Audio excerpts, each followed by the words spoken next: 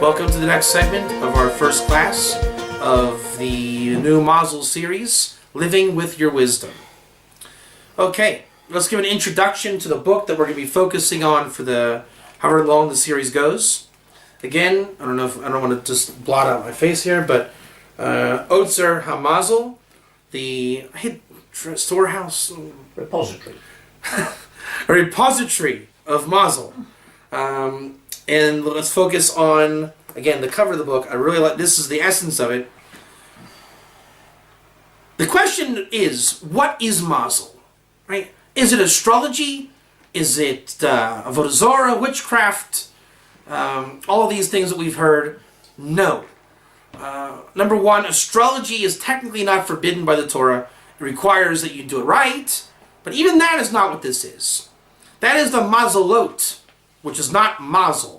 Just like we say in the Torah, pshuto is not pshat, right? Simple meaning is not pshuto. Pshuto is a different word altogether. It's a technical term. We find it a lot of times in the English language. I don't know if I can think of one offhand. See if I can think of one offhand. You think of one offhand?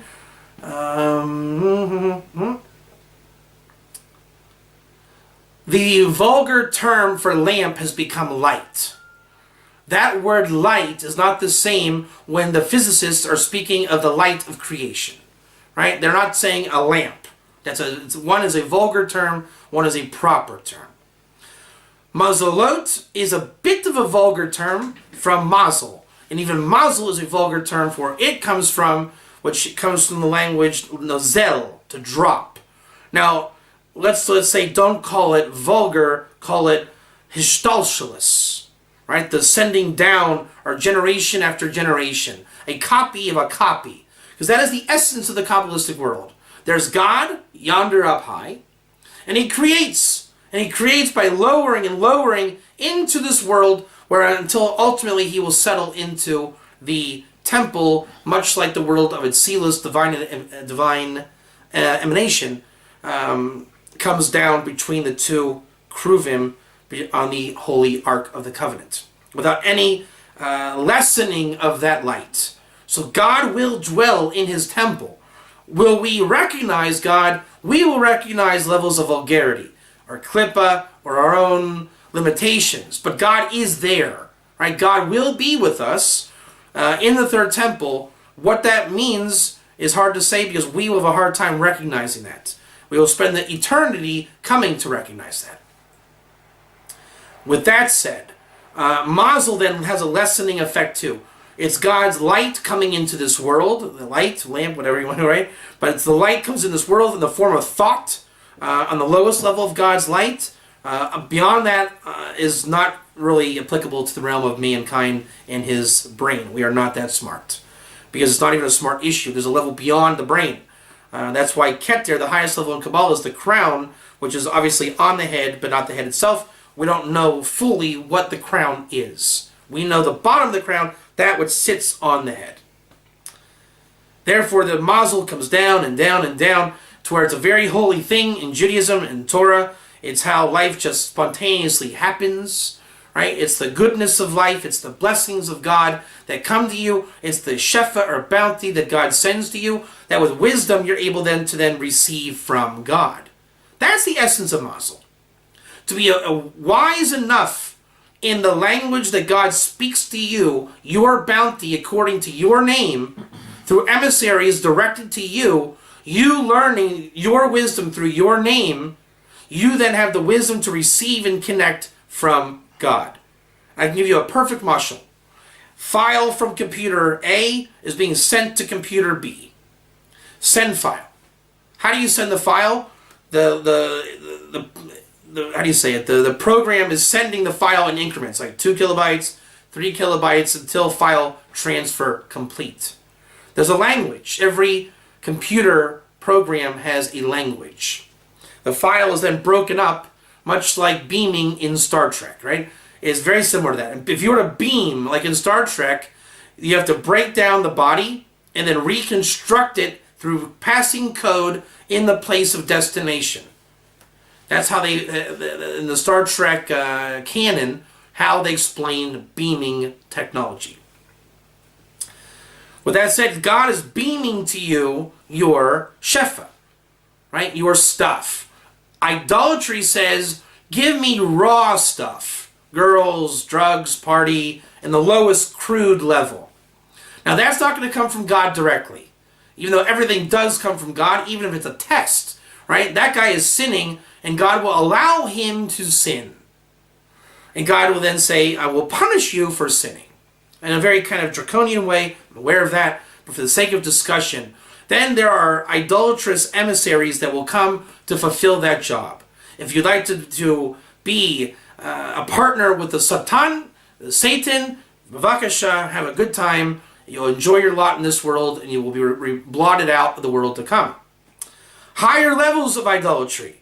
If you want vulgar Torah, if you want false ideas, right? The religions that are false are set up to give you stuff, right? The pastor, the preacher, the imam, they will give you your shefa, right? Here's a belt to blow yourself up. You got 72 virgins. Have a great day, right? That guy thinks he got great stuff. The imam helped me realize that I'm going to get 72 virgins in the next world. I'm doing pretty good for myself as a practicing Muslim. Right? You just got your shefa, your bounty, from a lesser source, and you have placed your emunah, your faith, in something not God himself. The imam, who was here to disguise himself as the divine, has said this is God's will, when really it was the will of the imam. Now, once you get rid of idolatry, and you connect to God himself with no intermediary, God will send you the beaming software. Sorry to be crude in the type of sci-fi imagery. The point is, God is sending mankind shefa all the time. Rain, right? Rain is shefa. It's an immense shefa. If you're a farmer, it's pretty hard to farm without rain. Food, it's pretty hard to live without food. Therefore, there are three aspects bound by Mazal. Chaim, life; Mazon, sustenance; and Bonim, offspring and legacy. Those three are not bound by merit, but by Mazal. Thus, you must be wise and learn how the world works in order to achieve Bonim, offspring, children, legacy; Mazon, sustenance to feed your family; Chaim, life, to connect to life. Thus, you are bound and asked and urged to be cooperating in those three things by God. You should not be separating from the congregation. Be in life, have sustenance, have things, i.e. the Shabbos meal, right? You're not supposed to just fast on Shabbos. You're going to say, I'm not going to eat on Shabbos because I'm too holy. No. God demands that you have an honorable Shabbos with good food and good friends. And you should strive to have glory and honor on Shabbos. Therefore, with your wisdom, you will be able to fulfill and achieve Kavod Shabbos, the glory of Shabbos. So there you have life, and you have the sustenance and the legacy. Your children deserve a chance and opportunity for wisdom in this world. To deprive them means that your wisdom is lacking. To deprive yourself of a proper lifestyle with dignity, you are depriving yourself. And a small lifestyle is also lacking. We're not saying go spend it up in Vegas. That's already an idolatrous thing under these terms, right? You're doing something not for the sake of God.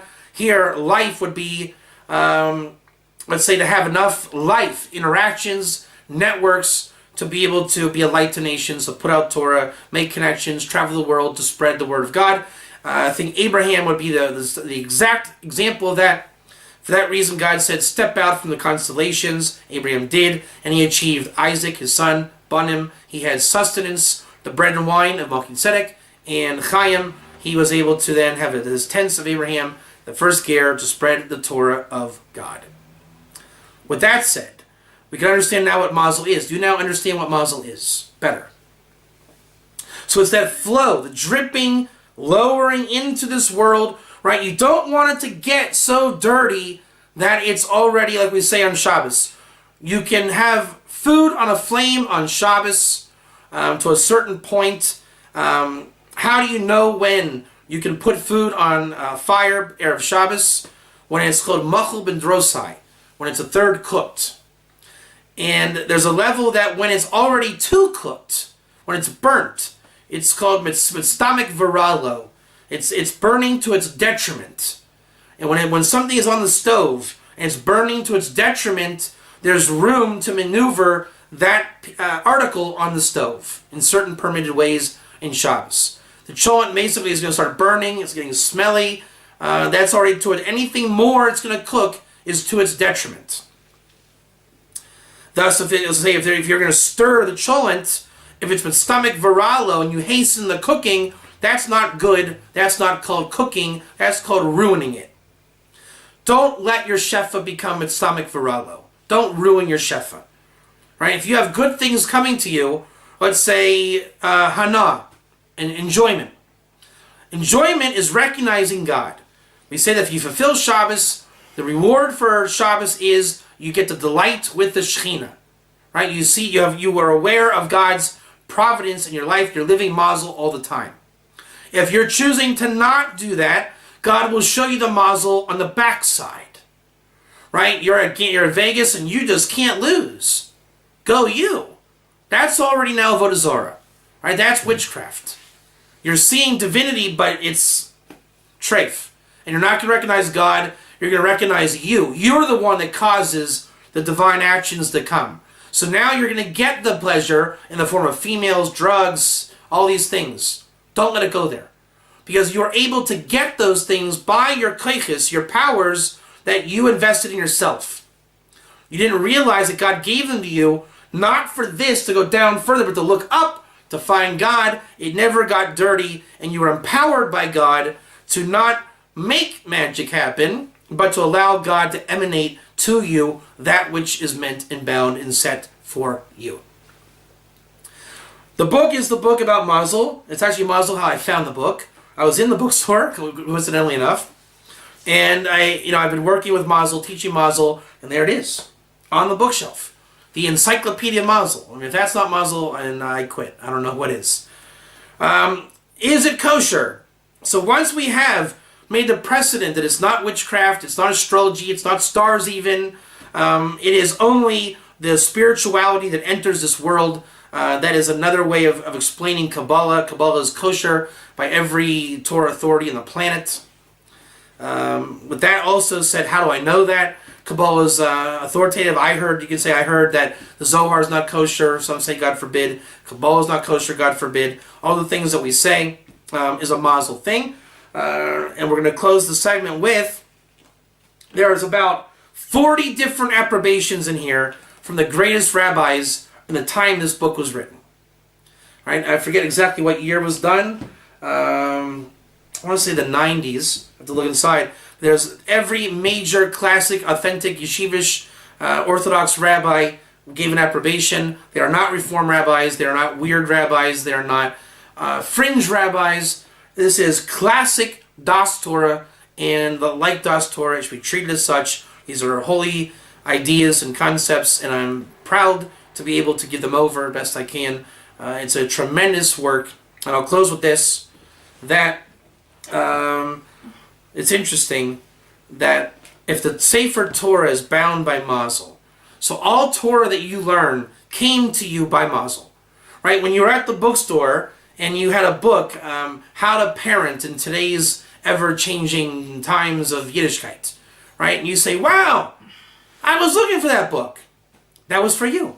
God actually sent agencies to make sure that this time that book got there. And you noticed it. You just had your Mazal moment. You noticed it.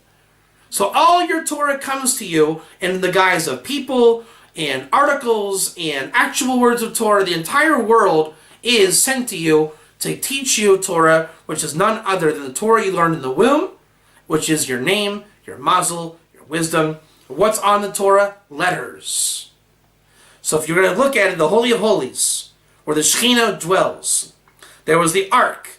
In the Ark, which represents Torah, right? We say in the Yom 72 A or B, I think it's B. There's 3 crowns in the world. The crown of kingship, which was taken by King David. The crown of Kahuna, priesthood by Aaron. And the crown of Torah, which is symbolized by the Ark, is available for all those that wish to take that crown.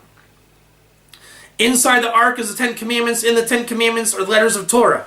Are the letters in classic modern script of Hebrew called a shurit, or the chicken scratch looking letters you see called Ivri. All I'm saying is both are valid, but if you go by classic Ashurit, just imagine the power if you can read, understand, and work in Torah Ivri, the original Hebrew script. If the Torah is bound by Mazal, and you have a different script, then by definition you can change the Mazal. The question of Mazal, we say, Ein Mazal b'Yisrael. There's no Mazal for Jews. No one says that. They've learned that wrong. I'm sorry to tell you. The book answers, and all the commentators explain, they're not asking if there's Mazal. We know there's Mazal. And no one's talking astrological, because that's not the question. The question is, am I bound by my Mazal? Can my Mazal change? Can the book about Bob appear on the shelf, and all of a sudden, God says, Devo, it has nothing to do with Bob anymore. Now it's about Tony. Can your life be about Tony? And all of a sudden, a brand new arena comes in. Can that happen? That's the question.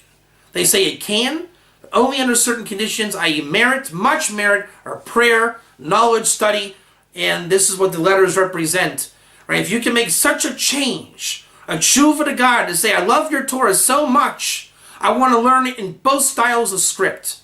That's one of the ways that you would be able to change your Mazal, grow in Mazal, master your name, and be immersed in the wisdom that is indigenous to you, that is sent to you by God and His agencies, which are batal to serve God's will, and you are serving God's will because God is uniquely one.